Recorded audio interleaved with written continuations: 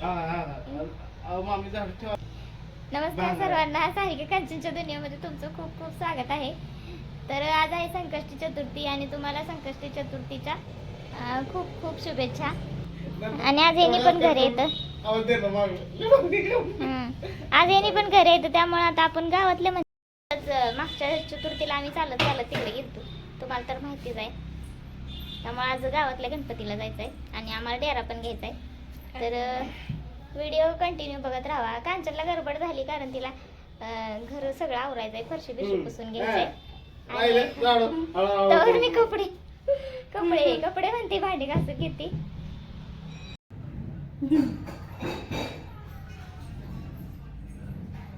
एक दूध द्या होता आधी हे करायला, चहा गरम करायला, दूध गरम करून ठेवायला एक दूध द्या आधी.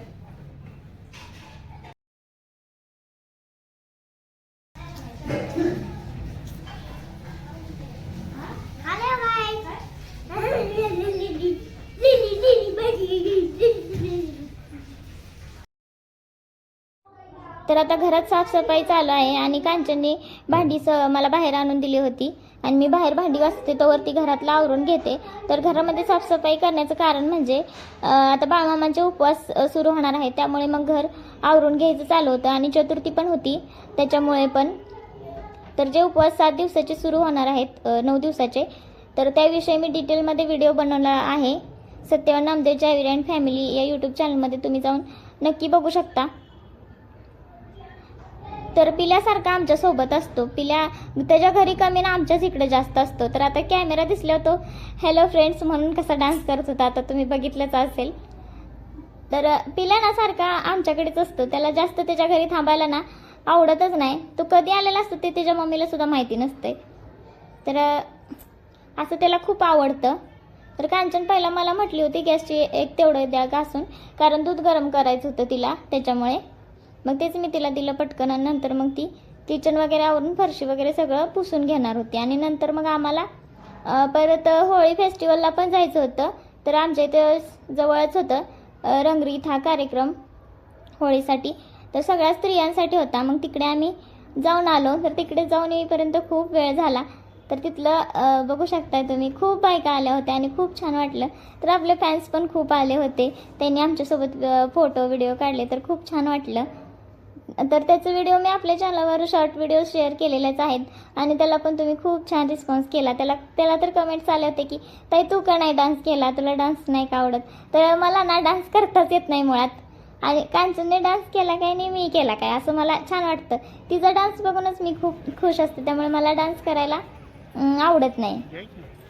तर खूप मजा आली तिथे. खूप दिवसांनी असं होळी सेलिब्रेट केलं होतं, म्हणजे मी तर खूप दिवसांनी केलं होतं आणि आमच्या जवळच होतं, त्यामुळे आम्हाला जायला सोपं वाटलं असं होतं. नंतर मग आम्ही तिथून आल्यावर खूप वेळ झाला, मग तिथून मग डायरेक्ट आम्ही इकडंच गेलो होतो गणपतीला. तर गेल्या वेळेस आपण आमच्या जवळच्या गणपतीला गेलो होतो, यावेळेस आहू होते, त्यामुळे म्हटलं चला जाऊया म्हटलं. तर बघू शकताय तुम्ही गर्दी किती आहे इथं गणपतीच्या. तरी जरा कमीच वाटते गर्दी, आज हळूहळू गर्दी व्हायला सुरुवात झाली होती.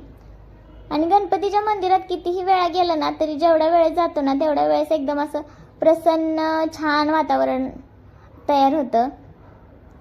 तर बघू शकताय तुम्ही आतमध्ये मोठ्या प्रमाणात गर्दी आहे. हे आहोंनी बाहेरून शूट केले.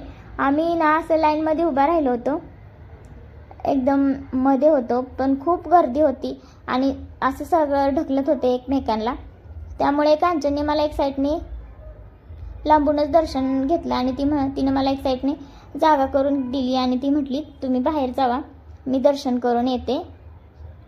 बघू शकताय तुम्ही खूप छान कारंजे वगैरे, आता हे तर असतातच, पण चतुर्थी दिवशी खूप छान असतात, कधी कधी ते बंद असतात. तर त्यामुळे इथं बघू शकताय मी फक्त लांबूनच दर्शन घेतलं बाप्पाचं आणि बाहेर येऊन थांबले. कांचन म्हटली की मी दर्शन घेऊन येते, तर तिचं पण झाले आता आणि ती पण दर्शन घेऊन यायला लागली. तर खूप छान आणि प्रसन्न वातावरण असतं मंदिराच्या आवारात. जेव्हा पण येईल ना तेव्हा खूप खूप म्हणजे खूप मला तर छान वाटतं आणि तिथून असं जायचं मनच नाही करत. आणि इथं आल्या ना केंगनेश्वरी देवीला तर गेल्यावर खूपच छान वाटतं. आणि हा देवीवर ना माझा खूप विश्वास आहे. म्हणजे माझी एक इच्छा होती की ती मी बोलले होते आणि ती लगेच पूर्ण झाली होती. त्यामुळे माझा खूप विश्वास आहे. तर ही नवीन जी 10 मंदिरे केलेली आहेत ना, यामध्ये पण देवी देवतांचे फोटो आहेत आणि एकाच ठिकाणी आपल्याला सगळ्या देवी देवतांचं दर्शन होतं. त्यामुळे एक छान वाटतं. ओळीने सगळेच देव आपल्याला भेटतात. राधाकृष्ण, गणपती बाप्पा, अजून विठ्ठल रखुमाई, साईबाबा, असे खूप देव आहेत. आणि केंगनेश्वरी देवी सांगलीची आराध्य दैवत आहे, ग्रामदैवत आहे केंगनेश्वरी देवी. तर अगोदर हे असं नव्हतं. आता पूर्ण ह्याला खूप छान प्रकारे डेकोरेशन केले, बघू शकताय तुम्ही. अगोदर फक्त ते छोटं मंदिर आहे ते होतं आणि त्याला आपण आतमधून प्रदक्षिणा करू शकत होतो. पण आता प्रदक्षिणा नाही करता येत, तर कारण ते दर्शन घ्यायचं त्यांनी एकदम असं बाहेरून केलेलं आहे. तर खूप छान वाटतं या देवीचं दर्शन घेतल्यावर. मी मगाशी सांगितल्याप्रमाणे ना, माझी एक इच्छा होती जी मी देवीसमोर बोलले होते आणि ती लगेच पूर्ण झाली होती. त्यामुळे माझा या देवीवर खूप विश्वास आहे. आता सकाळी लवकर तिथून सकाळी तिकडे गेलो आणि दुपारपर्यंत तिथंच डान्स वगैरे केला, खूप मजा केली. आणि आता आम्हाला जाऊन स्वयंपाक बनवायचा होता, त्यामुळे पटकन दर्शन घेतलं. तर हे नवग्रहाचं आहे, तर इथलं पण दर्शन घेतलं आणि नंतर आम्हाला घरी जाऊन ना स्वयंपाक करायचा होता, त्यामुळे जरा आवरायचं चालू होतं. आणि ना सकाळपासून पिल्या मला येताना म्हणत होता, मामी मला पिचकारी पाहिजे, मामी मला पिचकारी पाहिजे. आता त्याला काय पाहिजे असलं ना, तो एकदम असं सारखं येऊन म्हणतो, मामी मला हे आणायचं आहे, मामा मला ते आणायचं आहे. तो सारखा म्हणजे आमच्याकडे हट्ट करतो आणि खूप छान वाटतं मला तसं. तो सारखाच आमच्या व्हिडिओमध्ये वगैरे तुम्ही बघत असाल. तर त्यामुळे ना आम्हाला त्याच्यासाठी पिचकारी आणि रंग घ्यायचे होते इथं. तर खूप छान प्रकारचे पिचकारी आणि रंग बाहेर विकायला होते. तर आम्ही जाताना त्याच्यासाठी पिचकारी आणि कलर घेऊन जाणार होतो. तर राहुलला ना खूप आवडतं पिल्यासोबत खेळायला. खरं तर आता आमचं जर बाळ असतं ना, तर खूप त्याला पिचकाऱ्या वगैरे खरं देऊन टाकलं असतं. तर म्हणजे पिल्या आला ना खूप छान वाटतं घरी. त्यामुळे तो माझ्यापाशी ना गुपचूप येऊन म्हटला होता, मामी मला पिचकारी पाहिजे, येताना मला घेऊन याल का पिचकारी. त्यामुळे मग त्याला पिचकारी घ्यायची होती. तर कांचन मला इथं अष्टगन लावत होती आणि मी पण तिला लावत होते, कारण पलीकडे खूप गर्दी होती. त्यामुळे ना ती बाहेर घेऊन आली होती आणि मग मला पण तिने लावला आणि तिला पण मी लावला. तर आपल्याला आपला सबस्क्रायबर ताई भेटल्या होत्या. तर त्यांना ना आम्हाला भेटल्या खूप छान वाटलं. त्या म्हटल्या, मला तुम्हाला भेटायचंच होतं, मी बाजारामध्ये तुम्हाला सारखी बघत असते आणि आम्ही तुम्ही राहतोय तिथंच राहतोय, एखाद्या दिवशी आमच्या घरी या नक्की. तर खूप वेळ त्या बोलत होत्या आणि आमच्या व्हिडिओविषयी बोलत होत्या. तुम्ही खूप छान व्हिडिओ करता आणि तुम्हाला मी एकदा भेटले होते. तर त्या कांचनला एकदा भेटल्या होत्या आणि कांचनला काही ते आठवण झालं होतं. मग त्या आठवण करून देत होत्या की आपण भेटलो होतो म्हणून. आणि त्या म्हटले की एक दिवशी तुम्ही आमच्या घरी नक्की या.